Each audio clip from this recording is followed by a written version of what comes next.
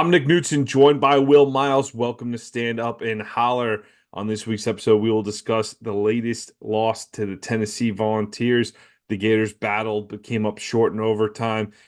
We got to cover last week's UCF game. We'll talk a little bit about UCF and look ahead to Kentucky. So a lot to cover here. Obviously, we missed last week, so just want to address that real quick. I live in the Tampa Bay area.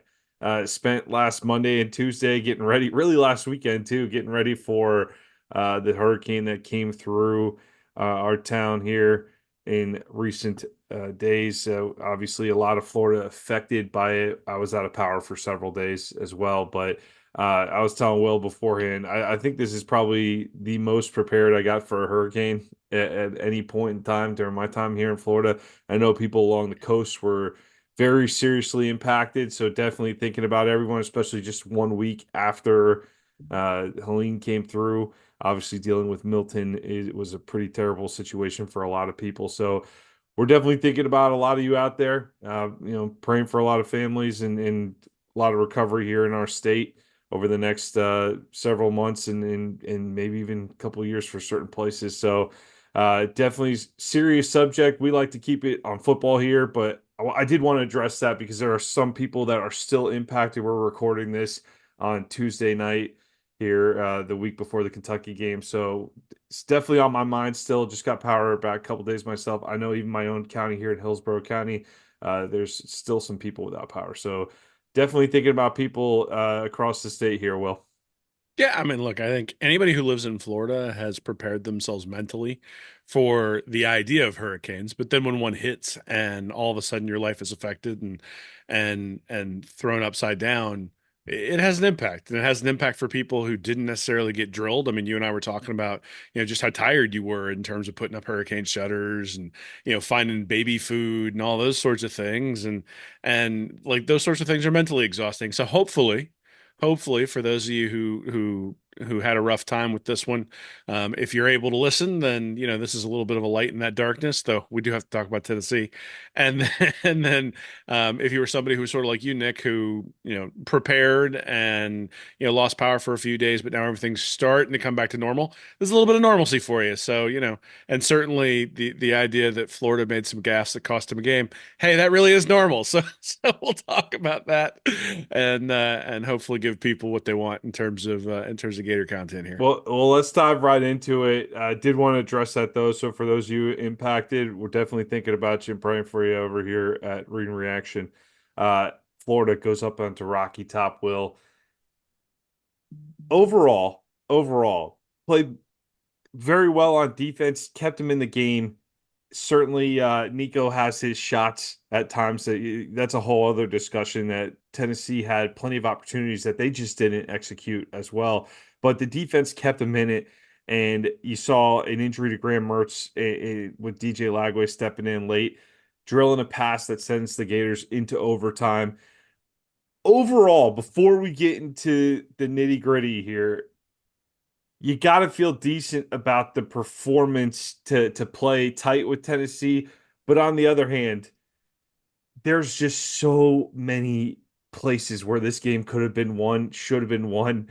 And if you execute at even a decent level, you walk out of Rocky Top with a victory. This is not this was not a moral victory for this team. This was just a flat out loss. Uh, I know some people want to look at it and go, we played a top 10 team. We played them tough in their environment. And I'm acknowledging that we did. And there were certainly some positives of this performance. And we'll cover the positives as well. This isn't just going to be all negative. But man, you had so many opportunities. You were living on the Tennessee side of the field in the first half, and you end the half with 3 points. And not only do you have a fumble on the 1 yard line, but you have the dreaded 12 men on the field with a field goal as time expires in the half.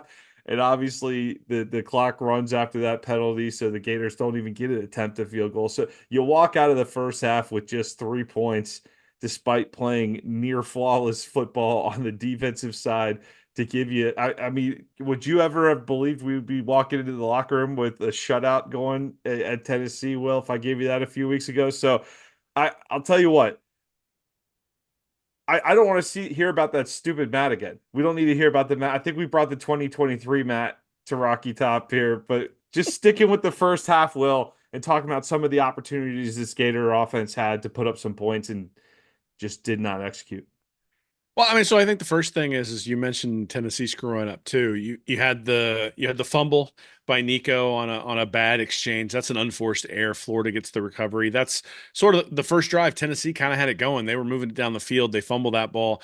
And from then on, Nico's pretty awful in the first half. Now, the Florida defense had a lot to do with that, but he did miss some deep shots. Hmm. There were some times where he had guys open behind the Florida secondary and wasn't able to hit them. Better quarterbacks are going to hit those, and so we do need to acknowledge that. But and then Nico throws the interception at the end of the first half, and that's the one where you're talking about where they get the 12 men on the field penalty that prevents them from getting the field goal there at the end. I mean, if you were to play that whole first half over again, like 100 times, I'm not sure there's any scenario where Florida scores 3 points again. Like, even if they shank a field goal, even if they don't get the fourth down on the end around to Wilson, even if, on a 3rd and 1 when they settled for the field goal, they got drilled for like a 4-yard loss. I think it was Jaden Baugh got knocked back for a 4-yard loss. So in each situation, Florida really got the minimum they could have out of just about every single drive. And they only had 5 drives. They drive into Vol territory, but they decide to punt on 4th and 4 from the 44-yard line, from Tennessee's 44-yard line. They have a 10-play, 27-yard drive after they pin the Vols deep, then the Vols punt out of there. 10 plays, 27 yards. They end up with a field goal. They lose 4 yards on 3rd and 1. That was the play with ball I was talking about. Then they have the 11-play, 72-yard drive that they turn the ball over on downs with the end around to Wilson on 4th and 2 inches. Can I pause you on that one, Will? The Sure. end around to Wilson. I think one of the better articles in our magazine this year. You did a lot of features on how this offense uses Wilson, and they use him a lot in those types of motions as a decoy. But they actually flip it to him here on this 4th and 1. Did it look an awful lot like the Miami 4th and 1, or 4th and short against Miami, Will, where we're trying to go around rather than just, I don't know, we have this gigantic human playing quarterback in DJ Lagway that can run up the middle at some point. I like how are we feeling about going around the end with Wilson there? So there are a couple of things in that entire scenario. One is it looked like Montrell Johnson got the first down, and Billy Napier has the ability to challenge there if he wants and Hmm. look at the spot. And 4th and 2 inches, you think you're going to get it, but if you're going to QB sneak there, then maybe you don't challenge it. But if you're going to do something a little bit cuter, challenge it, get in the huddle, while you're challenging it, you have the opportunity to then call that end around to make sure that it's the perfect play. So that's the first part is I think Napier probably should have challenged the spot because there was a screen pass out to Montrell Johnson. He powered his way through some Tennessee defenders just like he did all night till he got hurt. And I think he got the first down. And even the announcers were like, "Ooh, that looks like a tough spot." So, do you challenge there? Is there an opportunity to call timeout and even give them an opportunity to maybe call for the replay themselves? Okay, that's the first thing.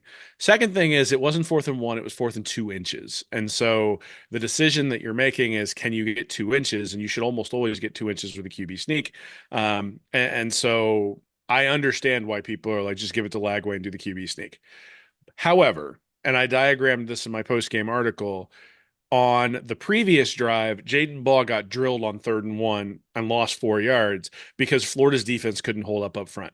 It was the exact same play call and the exact same configuration, except they had Shamir DK coming across instead of Trey Wilson, and the corner for Tennessee followed DK.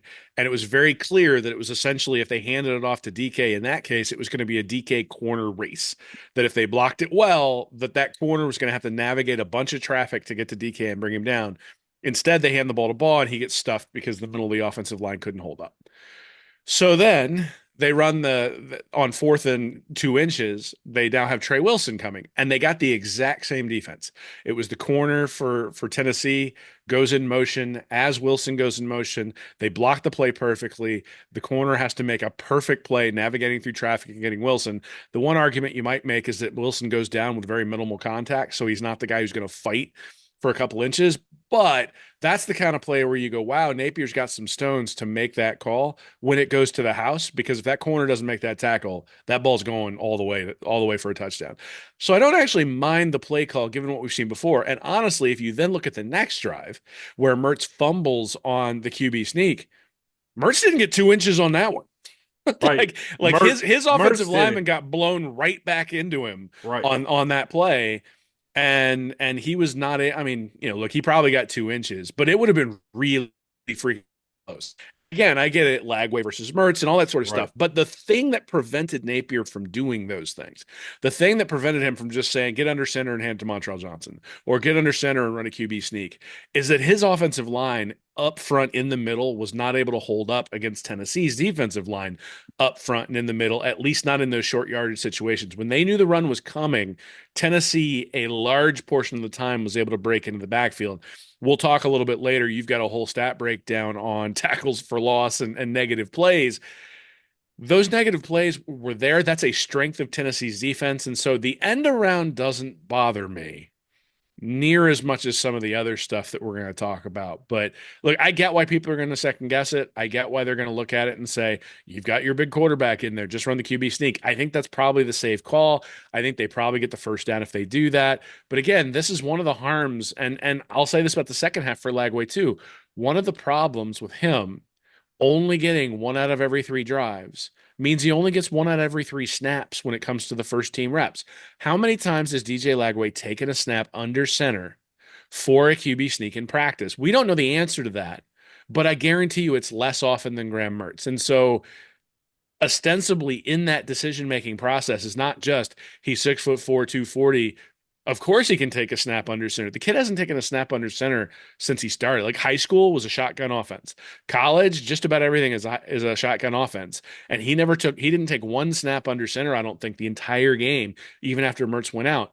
And so the thought process there in terms of what he's repped and what he's prepared to do probably has a lot to do with what they ended up calling on that. Now you can make an argument that he should have been repped on QB sneaks, that he should be able to take a snap from under center, that if you're not comfortable with him doing it, that you run Mertz out there to run the QB sneak, that that there are a bunch of different things you can argue that you Doesn't might be that able to seem do like a otherwise. fairly basic function? It does, but Okay, have you so here's my question though. Why, for a team that struggles with the basics sometimes, a lot of times right now, like why do we need to get fancy in these moments? Even I'm skipping ahead here. I'm skipping way ahead actually to the tying touchdown. We come out in this wild formation with all the guys over to the left. That's the moment to break that out. We don't do anything particularly great, and we're gonna break that play out that moment. I just it's interesting to me that when we get in these key moments, that's the time to dig deep into the playbook and grab something totally bizarre well, where you could just run a simple play and keep it for a team that struggles with execution. You could just keep it simple for them and just take the simple yardage. And it just seems like when we're in these tough spots, we try to get we overthink it. I think we overthink it sometimes. are you not entertained? So, so, No. look, I mean, in the Florida State game last year, I was there, 12-0. They had Florida State on the ropes. They were about to bust into Florida State territory. Maybe we're even in Florida State territory. They've got Max Brown at quarterback, who played pretty decently in the first half, but again, first start. And he's playing against a rival, and there were a lot of Florida State fans in there, so it's not like it was completely quiet when Brown and the Florida offense had the ball. And they call a double reverse that ends up in intentional grounding and Another completely changed that game. Like completely changed it. They'd just gotten the safety against Florida State. Rodemaker couldn't move the ball at all. Florida ends up having a punt. Rodemaker drives the ball down the field. Florida State scores a touchdown. And now it's 12-7 going to the half. They come right out after halftime. Now it's 14-12, and Florida State ends up running away with it.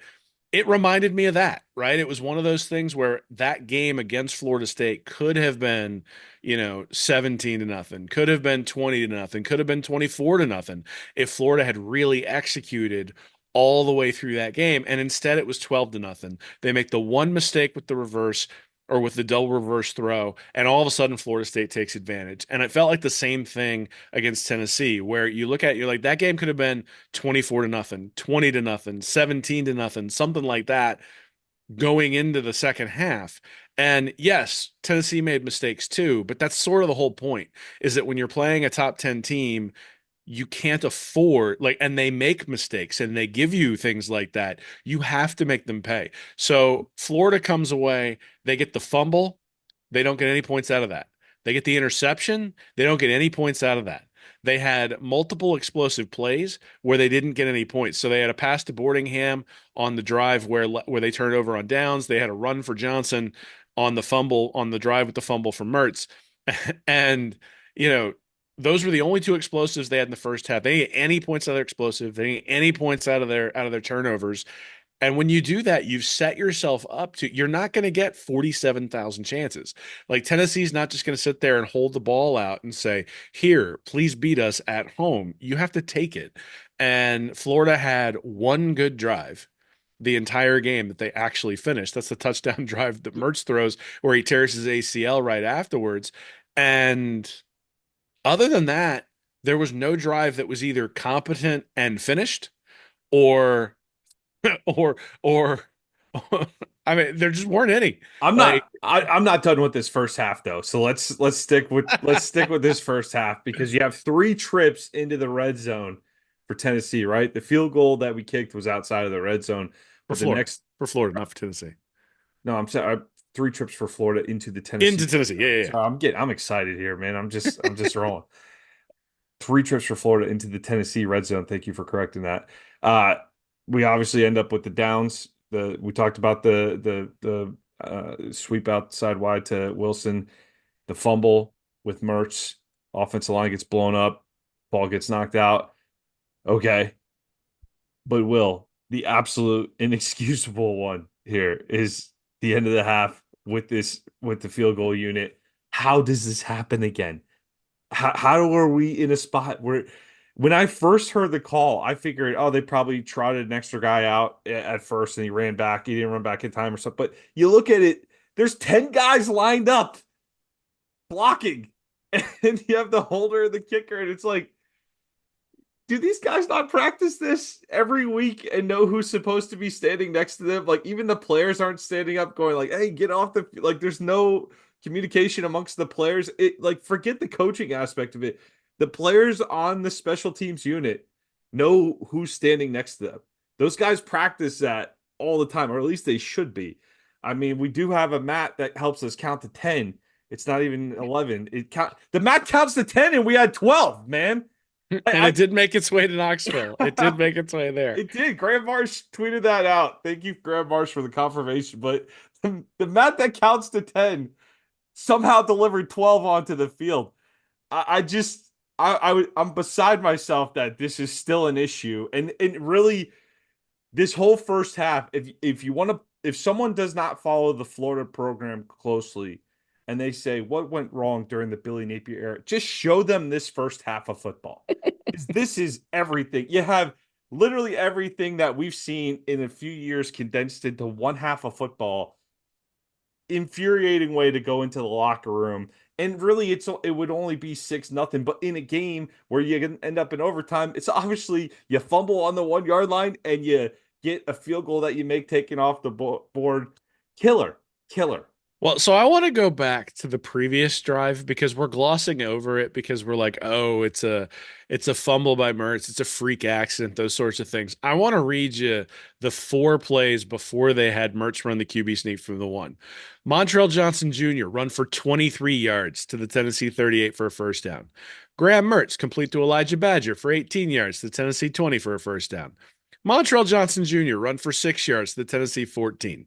Montrell Johnson Jr. run for 13 yards to I'm the sensing a Tennessee 1 for a pattern first here. down. I'm sensing a pattern. So Tennessee was gassed.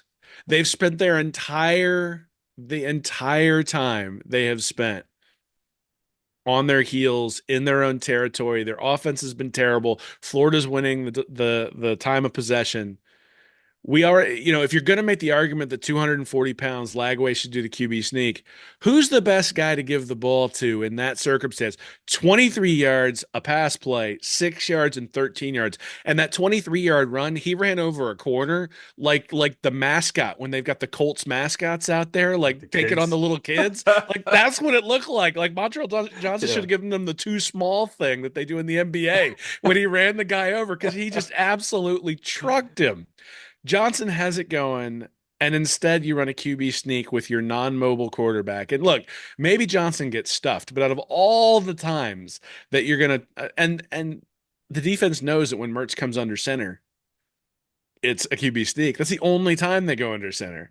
And so if you're going to do that, then Johnson needs to be up there to give him a push from behind, right? Just like they do with the Eagles and those sorts of things. So I want to get to that one because I don't think that from a play calling perspective, I don't think you can absolve Napier there. I think there's a clear, I mean, I basically was like, give it. When he got to the one, I texted Gator Dave and I go, this has been a freaking impressive drive. And I'm like, they just got to finish it off. And then 2 seconds later, I'm like, well, shit.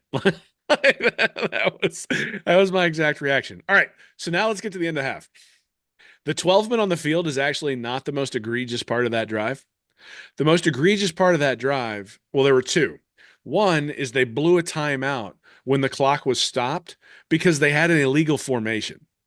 So I think, and you see Mertz yelling at Badger or not Yeah. Badger at It, DK and it was yeah, it's Badger. it's Yeah. Badger and DK. Yeah. You see him yelling at those two because they weren't lined up properly. Yeah. Florida had five guys in the backfield and they were going to get a 5 yard flag for illegal formation. And given how many negative plays Florida had in this game and what kind of success they had, you got to call a timeout there. You got to save the 5 yards. I completely understand.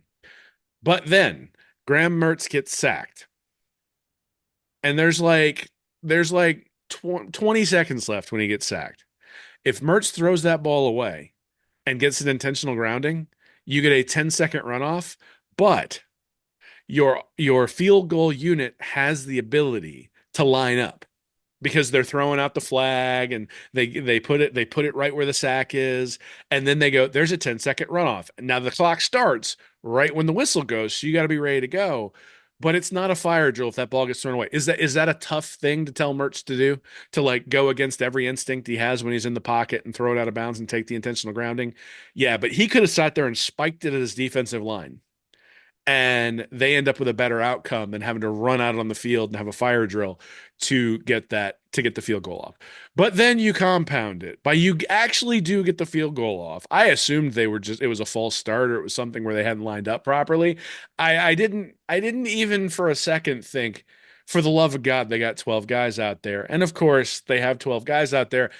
And you made the comment to me earlier today, like that you hadn't actually looked at our rewatch, but you're like, dude, I used to play special teams. Like you knew who was beside you every time, which means if there's some guy out there for an injury reason or something, like you got to check. Hey, man, you really supposed to be out here? Like you're not usually out here. I Like, I was a smaller backup tight end, and that was one of the few times they let me on the field. It was to go block for the extra point team or the field goal team. And you practice that all the time in practice. You knew exactly who was to your left and who was to your right. And that's what boggles my mind is that it wasn't just I don't just put that on the coaches. Like how does that happen? How well, does I it mean, happen I so many times? I put it on the coaches, and this No, I'm was saying I definitely put it on the coaches. I also put it on the player. The players on the field got to take some ownership too of this. Like, if someone's mistakenly running out there, like there should be two guys looking at them like you don't belong out here right now. Get the hell off the Well, so field. Napier did say they had a miscommunication about an injury afterwards, and I don't know what that entails, but certainly their jump to conclusions match should have only had 10 guys on it, and the fact that it had 11 apparently means they weren't using it, Right, right? Because right. if they were using the special teams mat, then they would have actually been successful. So, it's that old Seinfeld thing where he's sitting at the. This is dating myself, and probably half the audience doesn't know this, but he's sitting there at the rental car place. He's like, you know how to take the reservation, you don't know how to hold the reservation, and that's really the important part. That's And the I'm like, point of the and I'm like, reservation. and it's like you brought up the jump to conclusions, Matt. Like now you have to use it. And I don't care if you have an injury. Like you should have your 10 guys lined up on that mat on second down because none of those guys are actually in the game. And when you call the timeout, we're sitting there going, drag that jump to conclusions, Matt, over here, down by down by the field. Like, so again, I look at it and I say, yes, you can blame the players, but the players are in the middle of heat of the moment type things where they're having to make some split second decisions. The coaches are supposed to be prepared for every single situation. And if it was just the 12 men on the field, and this was the only time it had happened, and it hadn't been preceded by nine different questionable things up until that point, and it wasn't just a constant cavalcade of Florida shooting themselves, not in the foot, but in the face in the first half, then I'd say, all right, yeah, like find those two guys and let's blame those guys. But the reality is that this the epitaph on Napier's grave when it comes to the Florida job is going to say believed in process, unable to execute. Like, I don't doubt that he believes that processes and preparation and all that stuff is important. He's just not able to get it to translate out onto the field. And, we were actually singing special teams praises for the first couple games, not because they were awesome, but because they weren't an active deterrent to winning. And in this game, they were an active deterrent to winning in that first half. And quite honestly, they were an active deterrent to winning in the second half too, because the opening kickoff of the second half that nobody talks about, they end up with a blindside block that pins Lagway way deep in his own zone, Mm-hmm. and they don't go anywhere, and they got a punt. And now Tennessee has the ball pretty close to Florida territory. Now Florida wound up getting a punt back, and Mertz drove them down the field. But again, how many times are like what drive doesn't have a screw up? Like if you go through the entire tape, I think you will be hard pressed to find a drive where there's not something that goes awry. And in the overtime, they had a play, it was a little swing pass where two offensive linemen just decided not to block the Tennessee defensive lineman, and he takes down, I think it was Baugh in overtime, takes down Ball for a loss of 6. And then Mm-hmm. they just looked at each other and pointed. And it was like, well, somebody was supposed to block him. I have no idea who. I don't know which one of those guys is at fault. But somebody was supposed to block the Tennessee defensive lineman. Nobody did. The Florida running back doesn't have a chance. He gets drilled the minute he catches the ball. Loss of 6. And essentially, you get a false start at that point. Now you have to run the ball just to gain 4 or 5 yards to give your field goal kicker like a reasonable shot. And then the field goal kicker misses it. And to me, if you go back and look at every single drive in the game, I guarantee you can find a tangible coaching error in every one of them. And so at some point, I just go, well, like I can't blame the players because it's a different player every drive. It's a different screw up every drive. It's a different timeout usage on every drive at the end of that half. And you just start looking at it and you go, at what point is it? I mean, this game was not a we'll get it fixed in terms of scheme. It wasn't a we'll get it fixed in terms of toughness. It wasn't a we'll get it fixed in terms of the defense looking like completely overmatched. This was just a we're going to screw up 1 out of every 4 plays, and it's going to completely demolish the offensive drives the whole way throughout. And at some point that lies at the feet of the head guy, especially when he's the offensive coordinator as You well. and I talked about this before the game, before the show here, but the amount of negative yardage plays or just negative plays in general, if you want to include offensive penalties, I counted 4 offensive penalties. Will we had 72 total plays. How many negative yardage plays did you count in this game? So I only counted for when Lagway was in there in the second half.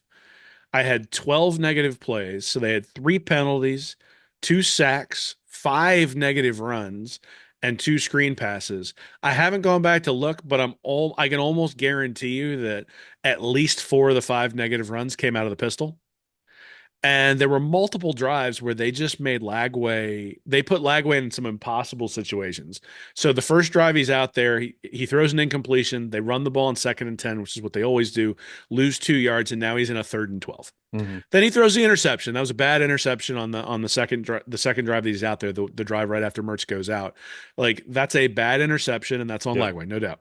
Yeah. But then the next one, two incompletions where they were sort of timing calls. He missed Mizell on an out where he threw it before Mizell even, I think it was Mizell, before Mizell even broke. Mhm. And the throw was a little bit inaccurate, but I'm like, that's a really tough throw for a guy like Lagway to make. But in within that drive, he actually did hit an RPO where it was like, man, that's some stones to pull the ball from the running back's belly and throw that RPO and get it out there.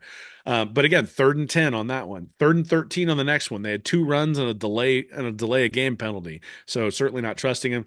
They had 3rd and 3 where they punted. That was they had a couple of passes on that one. But then 3rd and 12 they punted. They had 2 runs. 3rd and 19 on the touchdown drive. So they had a run, then a false start, and then a screen that lost yardage. They had 3rd and 20 on the missed field goal. So the pass where they were trying to get it downfield, then the screen pass for the loss, and then they run the ball. So on average in the second half, DJ Lagway averaged a 3rd and 13. Yeah. And if you want to talk about now, some of that is on Lagway, certainly. I think, he did not play well in the second half. He made one good throw. And but now it turns out it was the critical throw, but he made one good throw. But I think you can expect that from a freshman quarterback. A true freshman comes in, is gonna have some highs, gonna have some lows. He was not expecting to be in there the entire game.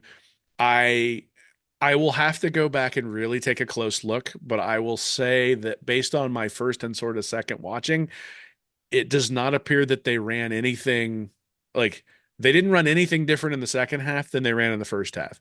It looked like he had his package that he had repped, and that was what they ran. And so I made some comment about how I expect the offense to be a little bit more diverse with Lagway next week.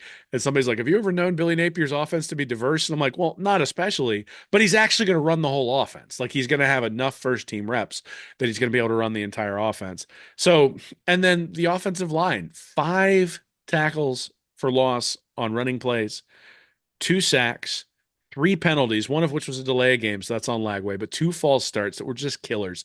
And then 2 screen passes. And one of those screen passes, they didn't even block anybody when they were supposed to block them. So, yes, DJ Lagway needs to play better. Yes, he sort of hamstrung what Florida was able to do in the second half on offense.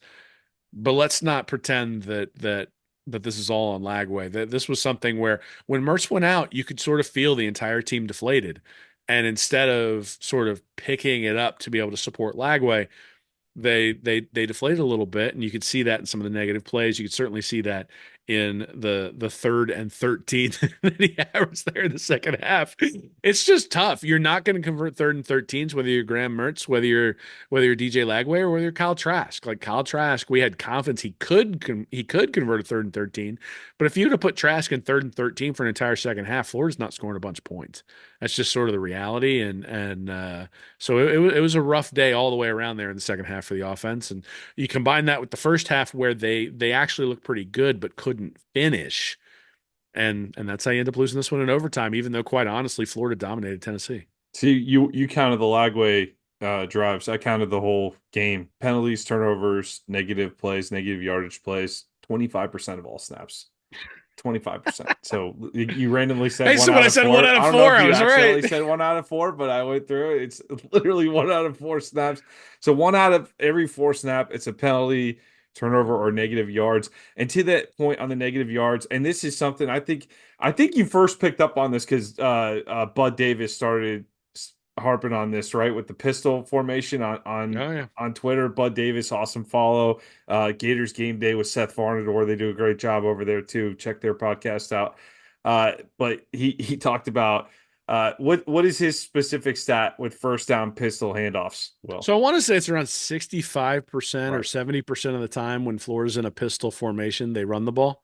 So Now, they do run some play actions off of it. So having that tendency is not necessarily a bad thing.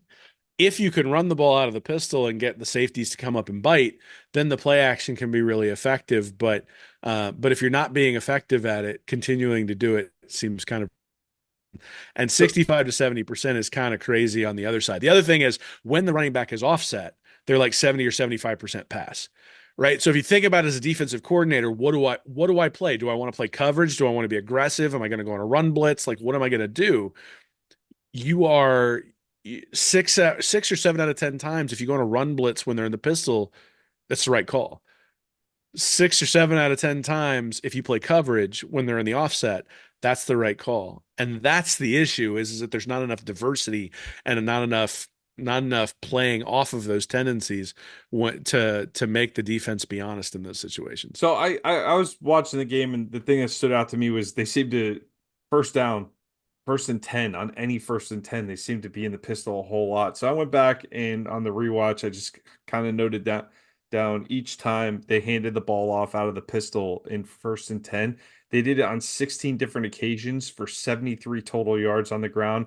Three of those carries went for 45 yards, so the other 13 went for 28 yards on that. So this is something that defenses are sniffing out, like you said. We do have good running backs. I like our running backs. I mean, even with Johnson going down, you stick Ball into the game, or you stick Jackson in. Those guys are hard runners. They can break through and break a run and make some interesting plays out there. But yeah, Johnson had one run for 20 yards, Ball had one for 12, and Jackson had one for 13 out of that formation. So first and 10, handoff out of the pistol, three carries, 45 yards. The other 13 go for 28. Well, So that's 16 runs out of the pistol on first down. How many on first downs do first they and 10, have? on first and 10. How many first and tens did they Well, have? yeah, I think the start of the drives too, right? On the Yeah, start of the yeah. So I drives. think that So, they had 15 third down opportunities. mhm. So there's probably a couple of more there Yeah, where they were able to. you get first down, like you could throw for a pass on first So down. we'd have Yeah. to count them, but I'm guessing what, 20, 22, 23, somewhere like that. So 16 out of 20, 16 out of 23. Oh, look, it's right around that 65, 70%. Yeah. Yeah. Great. So it's not a super effective play more often than not. I mean, 16 carries for 73 yards. That has not been a super effective weapon. Well, The so first let me down let me pistol say this. handoff for the Gators. Let me say this. It's really, really effective if you've got a guy who can exploit downfield if the defense is coming after the running play. Like, so there's an opportunity for Florida to, and you have to establish that you're going to run it. But now that you've spent 3 years or 2.5 years establishing that that is your tendency, there's an ability to run play action off of that. But you got to take the shot. You can't, like, it's not, when it's open, you got to hit that shot downfield. You can't just hit the little check down to the running back because you just wasted the fact that you fooled the defense. And I think in many cases there was a play against Central Florida last week where they ran play action out of the pistol. Mertz had good protection. Austin Barber buried the defensive end, and Mertz sort of stepped up and ran. And somebody sent me a photo from the all 22. Where they got the all 22, I'm not entirely sure. But the safety had fallen down, and Badger was running. They were running double crossers at a single safety, and the safety had slipped. And it's like, oh, like it's worse than I thought. like I'm sitting there going, it's double posts against a single high safety. Like the double post should win anyway, because the safety's got to pick one guy, and whichever guy he picks, you throw it to the other. So you should be salivating and licking your chops. The protection was perfect. They were in the pistol. They ran the play action. Mertz is back there, perfect protection, and doesn't let the ball go. And fundamentally, that's one of the problems is if you're gonna have a tendency like that, then when you decide to take it, you gotta hit it. And they weren't able to protect Lagway enough to give him the ability to hit that play in the second half. And part of that was is that they were in like second and 12, third and 13. No one's biting on a play action fake on second and 12. Like, so one thing that would be really interesting to look back at, and I haven't done this, is how many times out of the pistol did they run play action in the second half with Lagway? And I bet you it's maybe like once or twice. I don't think they gave him the opportunity to take those shots. And I think in some ways it was let's hold on, let's hold on, let's hold on. And then finally, when Tennessee went up, it was like, all right, we're going to have to take a few shots. But at that point, he was a little bit gun shy until that last throw, which, by the way, is the reason we're excited about him because that was a hell of a throw.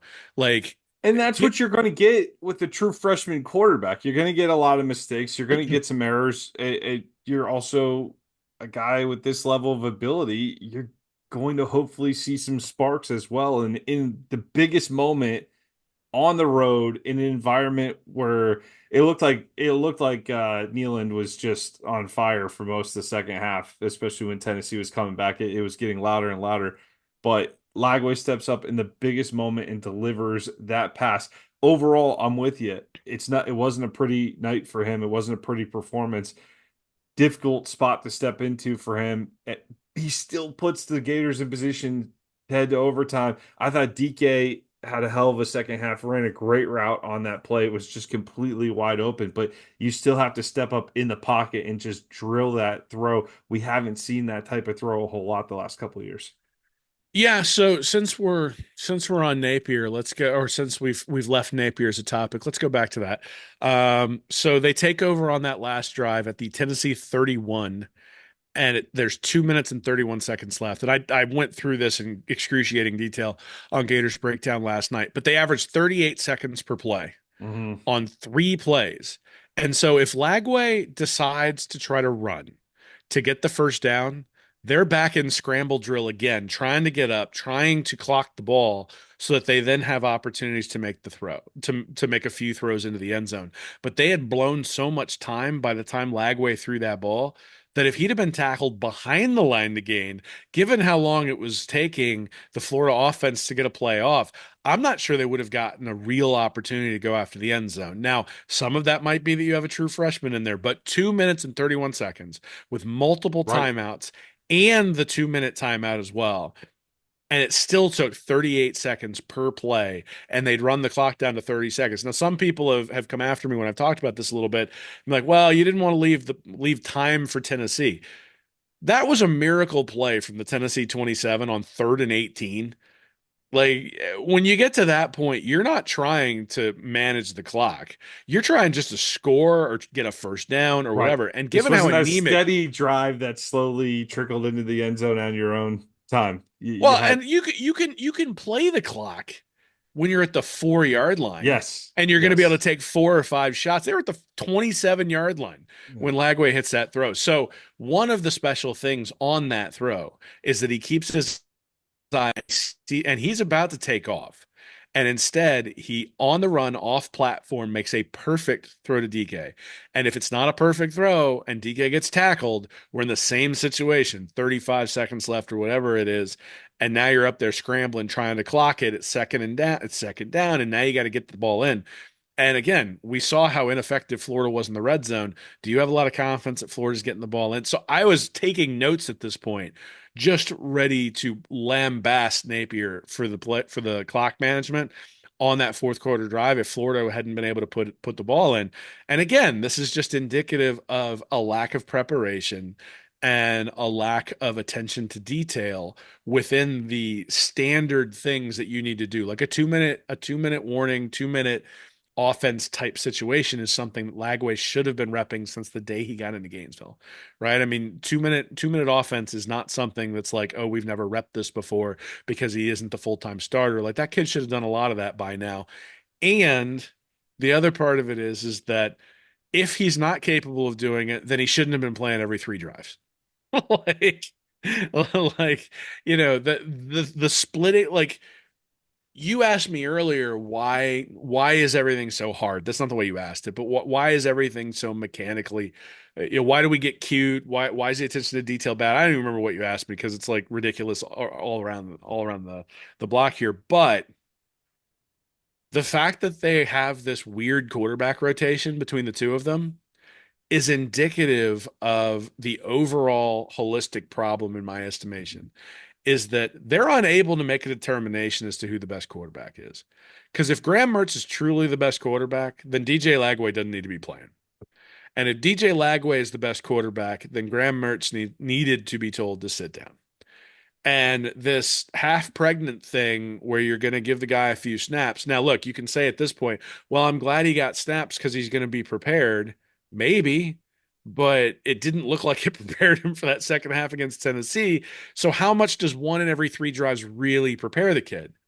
And then I look at the first half when the offense was discombobulated at times with Mertz in there, and I go, how much does having a different voice at quarterback, how much does repping, one out of every 3 drives worth of reps with Lagway take away from the offense's ability to execute? And so look, if everything had been picture perfect and the execution had been perfect with Mertz and Lagway came in and struggled, it would be unfair to look at Napier and say, look, the one out of every 3 drives isn't working. But considering that the first team offense with the starting quarterback was sputtering and making mistakes and all that sort of stuff, I think it's a completely fair analysis to then say, well, why are you then repping the backup when you can't get it right with the starter?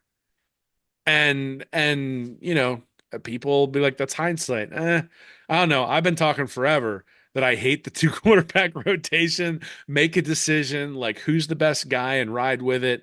I think Lagway has skills that Mertz doesn't have. I think Mertz has skills that Lagway doesn't have. I think we'll see less consistency with Lagway moving forward than we did with Mertz, but I think we're probably going to see more upside with Lagway than we did with Mertz. And you got to weigh those things. But to pretend like I only want upside every three drives and then I want consistency the other two only works if you actually get consistency those other two. And outside of the touchdown drive where Mertz got hurt, there wasn't like a giant amount of consistency that like in the first half, he didn't create one explosive play.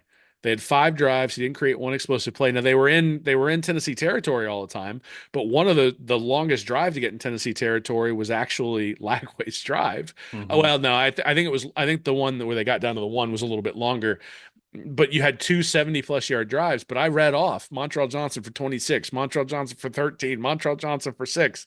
Like Johnson was the person carrying that particular drive. So I don't want anybody to lose their job due to injury. I feel really bad that Mertz got injured. So I'm especially in such a it was such an odd. I mean, not that there's a good way to get injured, but you're backpedaling, celebrating, and that's the way I feel so terrible Yeah. for him. I, I and feel and I'm terrible for actually him. I'm actually not anti-Mertz. He's been a lot better this year when I look at the overall. He was terrible against Miami, but other than that, he's been pretty good. He was bad in the first half against A&M as well. But overall QB rating is at the exact same place. He's taken a lot less sacks this year, Yeah. and that really has led to some of the stats I look at in terms of my yards above replacement. He's been much better there. So if Napier had just said it's Mertz and I'm going with Mertz and that's what it is, like I would have been like, okay, like I disagree with the analysis because I value seeing what you got over going with who you know already.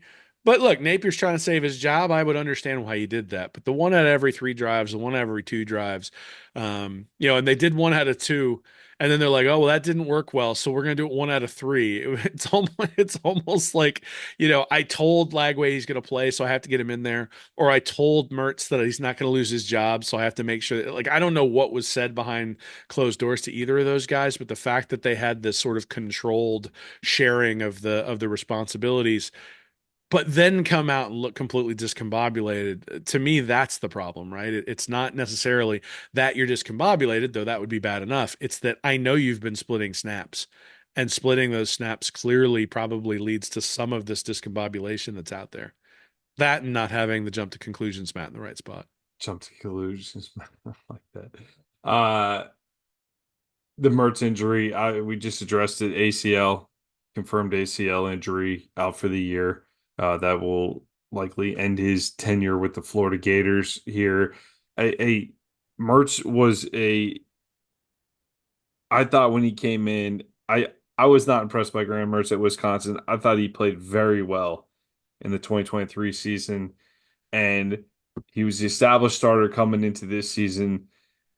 I'm with you on the rotation. Haven't liked it. Haven't liked it with Napier's decision to go to two out of three drives. I haven't really seen it flow very well. I mean, even the second half against UCF, we'll talk about that game in a minute. We didn't score. We didn't score in the second half either. But Mertz obviously had Napier's trust. Seems like a great guy in the interviews. Terrible injury. You don't like to see anybody's season end that way. But this is Lagway's team going forward, and it's an important question for this program to answer coming out of this season. This was projected to be a difficult season. We were not expecting this to be an SEC championship 2024 season here, Will.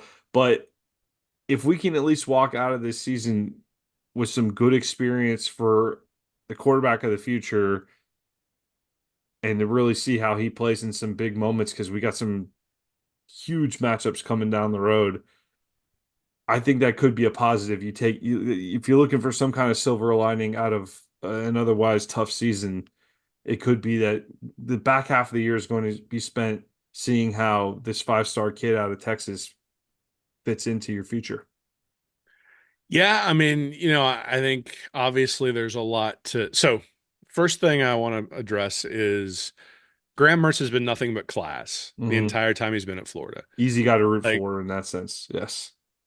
well, and all of his teammates came out and they're devastated for him, which Yeah. counts for a lot. And I actually said this when Dan Mullen took over and he started Felipe Franks, is I think one of the reasons I think Franks and Trask were pretty close. In fact, if you talk to people who knew stuff in camp, they'd tell you Trask probably won the job back in 2018. But Franks had taken all the bullets in 2017 when Jim McElwain wasn't willing to step up and take them.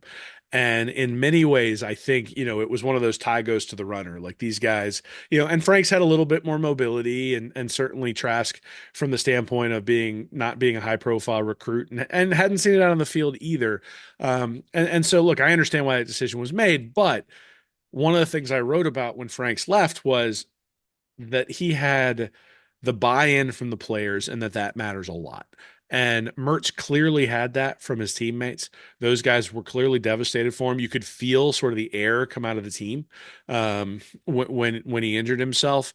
And you never want to see anybody get injured. And I'm hoping that Mertz, obviously a full recovery, but beyond that, he's a smart kid and a pretty effective quarterback. I think he'll get a look at the NFL level.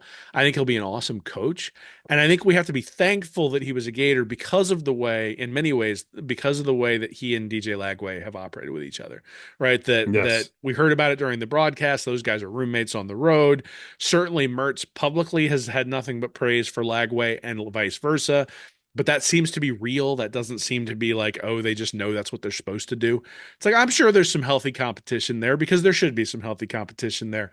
But I think they've both worked to make each other better. Mertz is going to stick with the team even after the surgery. So he's going to be in the quarterback room helping Lagway as he builds, which is exactly what you would expect from everything that we've heard from Graham Mertz. So complete class act. I'm glad he was a Gator. I know people look at it and say, Will, you've been clamoring for him to be replaced for 2 years. And that's true. But it's also true within the nuance of the context in which I was saying it, which is Florida's defense is terrible, and you need a game change, or has been terrible, and you need a game changer at quarterback to offset that. And that's not Graham Mertz, and it's not fair to ask Graham Mertz to be that guy. Mm. And so Florida went 5-7 last year in many ways, not because of Graham Mertz, but because they were giving up 40 points per game down the stretch in that 5-game losing streak. The defense couldn't hold against Missouri. The defense couldn't hold against Arkansas. The defense barely held and really didn't hold against South Carolina, but Mertz was able to pull that one out. Defense couldn't hold against Georgia.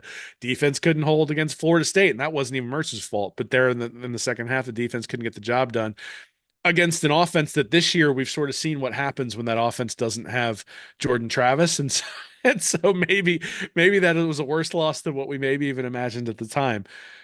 All of that being said, like I'm glad Graham Mertz was a Gator. I'm glad that he was able to contribute. He outperformed what my expected for last year, certainly.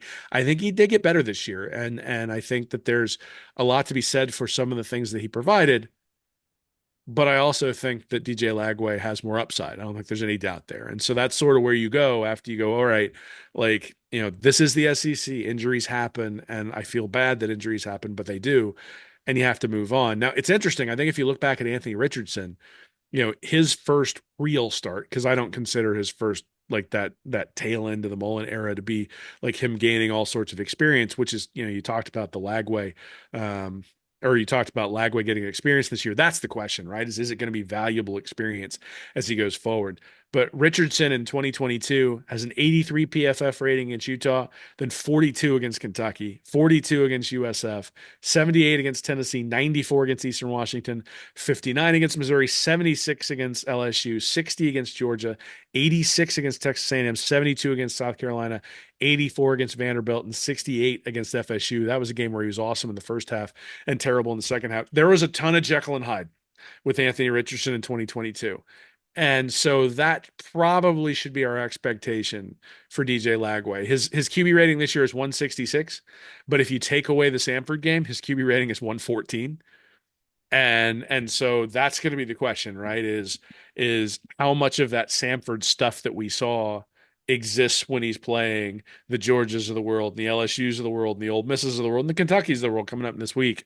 That'll be a key question, and we don't have an answer right now, but I'll be writing about that a little bit this week as well. So Well, we covered the Tennessee game pretty extensively. Yada yada yada ends up in overtime. Tennessee ends up winning, right? We'll go with that. At this point, a flub drive on offense in overtime. I'm near. I will say this is the first play of overtime. Will that first shot that Lagway took to DK? That wasn't too far off. That wasn't too far off from hitting. I didn't hate that call, but it was a good play by the Tennessee defender. yeah, I mean he dropped into the zone where he realized what was coming and he dropped and he got in the way and DK probably could have sold it if he'd run into the defender, but I'm not going to blame DK on that either. It's just an incompletion. And here's the reality: is 2nd and 10, you still need to convert. Third and Mm. 10, you still need to convert. The problem for Florida is it was 2nd and 15, and then all of a sudden it was 3rd and 21, and now you just got to do everything you can to get to a place where Trace Mack can make a field goal, and then he misses it. So, um, I'm I am optimistic about where Florida is going to go offensively for the rest of the year, but certainly they're staring that schedule right in the eye. Ole Miss has lost a couple of times. LSU doesn't look invincible. Georgia loses to Alabama, and Alabama's been gettable. So, I think there's a lot of parity within the SEC. I think we sort of saw that against Tennessee this past week, right? I mean, where a Florida team is able to go into Tennessee and take them to the brink. Um, so there's an opportunity to maybe get one there, and then all of the Barrett Sally articles about how Billy Napier needs to stay around will have a little bit more credence. New Mexico got any good quarterbacks this year that we can go the Vandy route and just swap a quarterback out of New Mexico State? Now I'm comfortable with the quarterback. No, Let's I'm let's just joking. make sure he doesn't Don't leave. have to be quarterback, some player. But also Tennessee before we end the Tennessee thought the defense, which we'll cover in the UCF game here too. So that's why I was kind of saving the defense. But uh, DK, I thought DK played a heck of a game and a couple key punt returns. You talked about being set up on that 31-yard line, on Tennessee 31-yard line in the final drive. That was a great return by DK after he had another good return. He's been a great addition, particularly on special teams, but he's come around in the receiving core as well and really stepped up here. But Will, let's go on to the UCF game, 24-13. We saw this statistically vaunted UCF rushing defense or offense come into the game. They were held to 108 yards on 40 attempts by this Florida defense, and Florida just looked to be the bigger, more physical opponent. And Big Four you could save it with that Big Four stuff. Central Florida, we can stick to the Big Three here. I think UCF is in position. They did bench KJ Jefferson this past week. I think they're still figuring themselves out to a large degree, and I think we capitalized on playing a very vulnerable Knights team that may not be that great this year, but certainly looked good the first few games of the season, and it was good to take care of business at home against Little Brother. Yeah, I mean, look, it certainly beats the alternative of having to hear them yap about beating Oof, and Florida boy, do they yap. during the regular season. Yeah. So yes, I am pleased that we don't have to do that. At the same time, you're supposed to beat Central Florida, Yes. and they want you to call them UCF because they don't want to be known as a directional school. But Central Florida is supposed to be a directional school. It says Central in the name, like they are a directional school. You're supposed to beat them. And Billy Napier was able to beat them, and Florida was able to beat them, and that's great. But the talent level between the two teams, there's a big gap in talent. And Florida finally, for the first time, was able to win some real battles up front. There was a reverse that Central Florida ran, where Aaron Gates did a great job of staying back on the back end. And somebody texted me afterwards, going, "Dude, you were way too excited about that reverse." And I'm like, "No, like somebody stayed home. Of course I'm excited. Like that was awesome." And so yeah, look, the last two games now, Florida's defense has made a major step forward. They said they were going to make a major step forward coming out of the bye week, but they actually have made a major step forward. I think there's some reasons for that. What those are sort of varied, but fundamentally, what's happening is they're winning some battles up front. Right. And they have some one-on-one battles that they're actually starting to win. And last year they didn't win many of those at all. This year, early in the season, they didn't win many of those at all, and they won some individual battles. Three straight sacks of Nico there in the first half and on one drive when Tennessee was kind of midfield or thereabouts. One completion there, and all of a sudden, sort of the narrative turns about the defense. Instead, the defensive line makes the play. One thing I will say is, look, KJ Jefferson terrorized Florida last year, and he was inept in this game for Central Florida. There were a bunch of open guys that he missed. I think you can say the same thing about Nico. The good thing about going into Kentucky next week is that Vandegrift has not been any better at Kentucky in terms of executing on that side. After that is when this defense is really going to prove its mettle, right? Like, I think Florida's defense will be able to hold Kentucky pretty well. And it's not going to be like last year where they got run over by Ray Davis. I think they're more physical than that. I think they got some confidence now heading into this game. The issue is going to be after this one. You do have a bye week, but then Georgia, You're Ole not Miss. you're not actually looking past Kentucky right now, are you?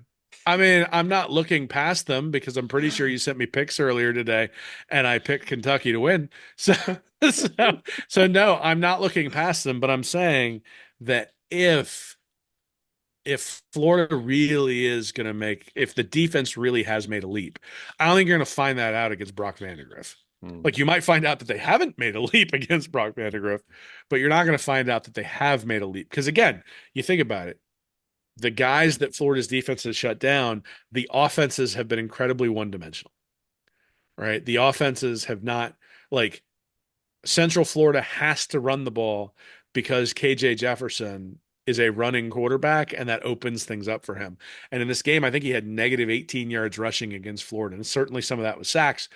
But I mean, geez, Florida hasn't had many sacks recently over the last few years either. So getting to him in those cases is a major difference. So from a defense, so regardless of what Florida does against Kentucky, I don't think that game will confirm whether the defense is elite or whether the defense has taken some giant leap.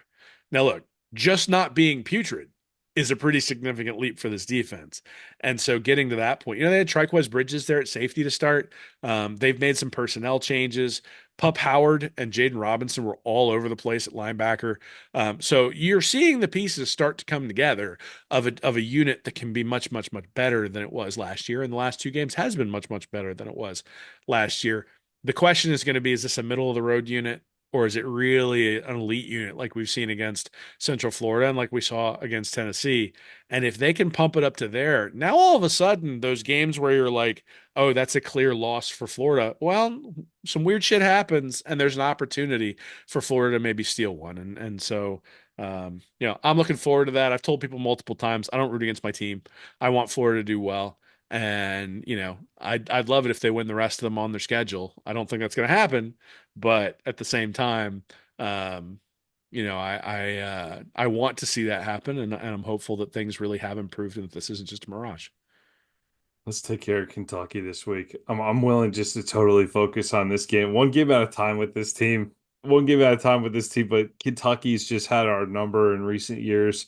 Mark Stoops knows how to make it ugly. He knows how to go on the road and beat Ole Miss and then return home and drop a game to Vandy and get smoked by South Carolina at home. You can't figure them out. You can't look at any other performances they've had. I call them SEC Iowa. They're going to come in. They're going to ugly it up. You're not going to be happy walking out of a Kentucky game, even if you win. It's not going to be a good experience watching your team play against Kentucky because it's just not fun either way. So it's it's that pit in your stomach. I got a pit in my stomach going to the Kentucky game. I hate feeling this way about playing Kentucky, but I'm finally ready to say I do. I respect them enough as an opponent to say they've beaten us enough that we need to take care of business here and get this Kentucky issue off our backs for at least a year here. Will. Well, I mean, look, Florida hasn't beaten a quality opponent yet this year. Mississippi State, not a very good team. Central Florida, a directional school. Samford, FCS. So it's time to beat a quality opponent. And the ESPN FPI has Kentucky ranked 32nd overall. But this is a team that lost by 1 point to Georgia. This is a team that beat Ole Miss. And then this is a team that also lost by 7 to Vanderbilt and lost by 27 to South Carolina. So it's a team with holes, but it's also a team that on a certain Saturday can rise up and smack you. And SEC Iowa is an awesome description for them. I hadn't heard you say that before. That's pretty good. And I think it fits, right? And one of the problems is it's pretty clear Stoops hates Florida. He always has them up for Florida, regardless of what what else is going on in Kentucky's schedule. And look, I think it's a point of pride for the Kentucky program that they are no longer Florida's doormat. That Mhm. Stoops was able to break that streak, and not only did he break it, it wasn't like a Vanderbilt streak where they break it once and then oh look, you lost 25 in a row, you won one, and now you're back to 12 in a row again. I do think there's pride in extending their streak on their side, right? And it not being something where you allow it to slide back to the same old Kentucky. And Florida is sort of an indication of that. So that team gets up for this team, and Florida's going to need to be ready. And like I said, Florida hasn't beaten a quality team yet. I think we can say that Kentucky is a quality team. Like I don't think they're a great team, but They're SEC not Iowa. going to compete for the SEC. That's exactly who they are. They're going to be a solid, 7 to 9 win team. They're going to make it ugly. And, I mean, both teams are for 3-3, man. Like freshman so it's quarterback making his second ever start and first ever SEC start, true freshman quarterback going up against Mark Stoops in your first Mark Stoops defense in your first ever SEC start. That's a big assignment for DJ Lagway. But I'm more interested, as interested as I am to see Lagway start this one. I'm more interested to see if the defense can keep it going because Kentucky is also not the biggest challenge on offense. But you could have said that in recent years where they've absolutely had their way with us at times on that side of the ball. So they weren't particularly great on offense last year. I think I heard a stat yesterday, or I think after that Vanderbilt loss, they've lost 9 of their last 10 SEC home games. hmm. So So they're better in the swamp, is what you're telling me. we're the one. We were the one with Ray Davis. So that was the point of the stat. But yeah, it's Uh, gotta. I don't want to talk about Kentucky anymore. I'm just it just puts a bad taste in my mouth. One very cool thing, if you're going to the game on Saturday, though, is they are honoring the 1984 SEC championship team, and will, in light of the NIL era, do we need to reevaluate this 1984 SEC title too? Because I did an article on these guys. I had the pleasure of speaking to some of the players and Gale even got to speak to Galen Hall a few years ago when I wrote some articles about the Charlie Pell era. And the goal was to culminate with the 84 team. I got a couple projects in mind that I'm thinking about with that, but I want to put the right amount of time and right amount of investment in that project and do it the right way. But the 84 team fascinates me because you want to talk about a team that had all types of drama. Charlie Pell starts this season. They go at 3 games in this season. There's an announcement before the season that he's going to resign at the end of the year. The school decides after 3 weeks that nope, he's actually going to be out now. Galen Hall, who's the new offensive coordinator that came over from Oklahoma, was with Barry Switzer all through the 70s at Oklahoma, got fired after a weak season at Oklahoma, comes to Gainesville because he knew he was friends with the golf coach.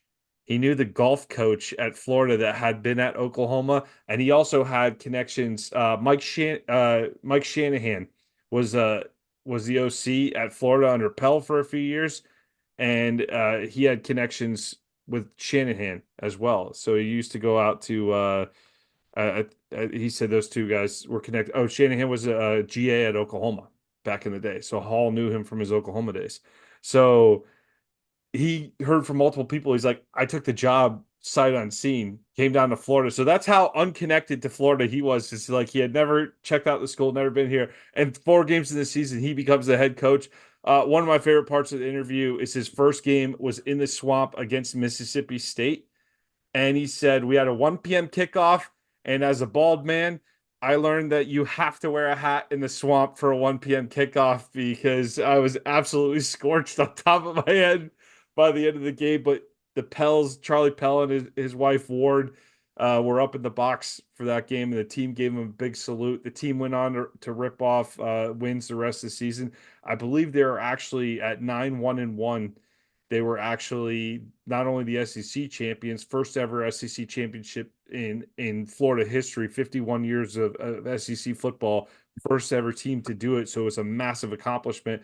But the New York Times had them listed as their national champion that year as well. So this team then obviously had the scandal in '84, the NCAA scandal, all the stuff had come out, which was what had cost Pell the job.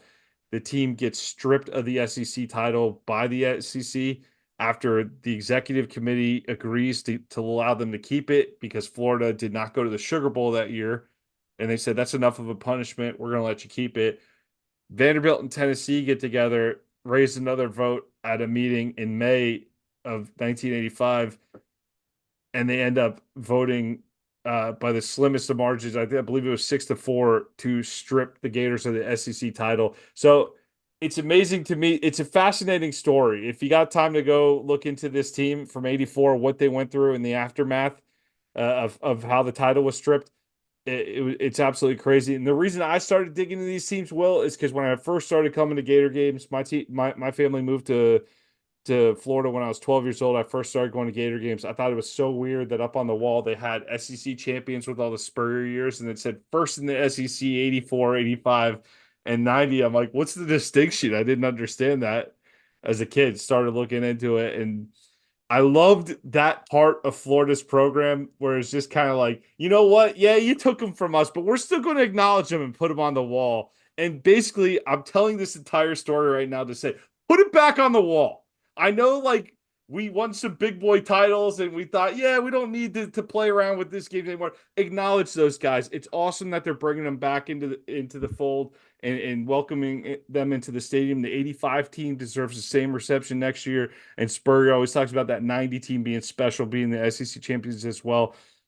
First three SEC titles don't count officially, Will, but we can count them in Gainesville. We can count them in Gainesville. We can put it on the wall again. So I love to see that the school's honoring them and give them a big round of applause for those of you going to the game. Yeah, certainly. I mean, you and I have sort of, you much more than I have been in contact with some of those folks who, when people tell their stories, are just sort of appreciative, right? I know they feel like that those teams have been forgotten. And that's unfortunate because the whole point of college football is that it's a family, right? That these guys are Gators, it's part of Gator history. And the vast majority of those guys had nothing to do with any of the scandals that went on. And in an environment where they're giving back Heisman trophies to Reggie Bush, Right. and in an environment where they don't take away Heisman trophies from O.J. Simpson, like, I think there's room to be made for honoring the 1984 Florida Gator team, uh, and whether the NC wants to honor them, whether the SEC wants to honor them, it's sort of immaterial. The University of Florida should be honoring those guys for a lot of different reasons, but one of them is that they were the precursor to what came, and you don't just get to where you are independent of those sorts of things. And I'll even say that about this era is that we will look back, assuming that the right coach takes over next. We will look back and there will be some Billy Napier recruits that are critical to Florida's success in the next regime. He will have had a hand in that sort of success. We saw this with Ron Zook, right? Zook, when he leaves, is completely hated. 2 years later, Urban Meyer's winning a national championship with his recruits, and all of a sudden, it's like, well, that Zook guy wasn't that bad. He just was a terrible. He was terrible on field, but hey, I'm glad he was here to stock the cabinet for Urban Meyer, and so you stand on the shoulders of the people who were before you. I think we forget that a lot of times, not just in sports, but in society in general. And in this case, the '90 team and the '92 team and the '96 team, and, even in some ways, the 2006 and the 2008 team stand on the shoulders of those '84 and '85 teams that showed what was accomplishable in Gainesville.